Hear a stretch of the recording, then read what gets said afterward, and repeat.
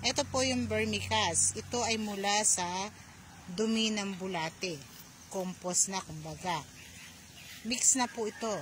Kasi meron na po ditong mga dumi ng hayop, mga natunaw, na iba't ibang klase ng damo at kinain ng bulate. Yan. Yan po, ganyan ang paglalagay ng ating basal fertilizer. Yan. Kinakailangan din natin tanggalan ng damo. Kapag may nakikita kayong ganito na mayroon ng leaf miner, yan ay tatanggalin nyo na.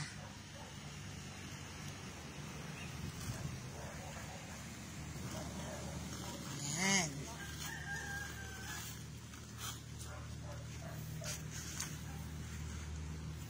Iniisa-isa po namin yan nalagyan sa bawat puno.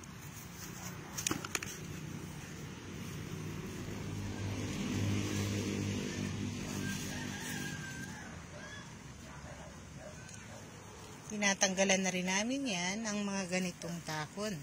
Ito, ayan o, kung makikita nyo, nasisira ang dahon.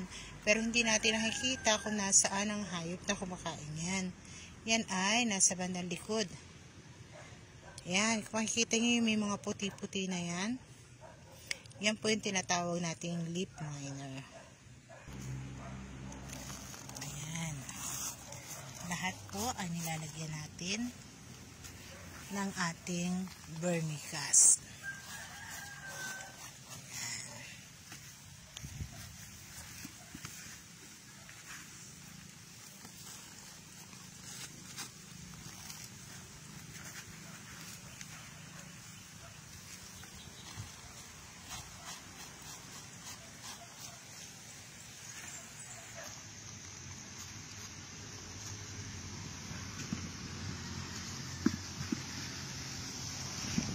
At syempre, ang pinakalas.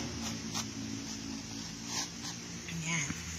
Ganyan po ang paglalagay ng basal na fertilizer.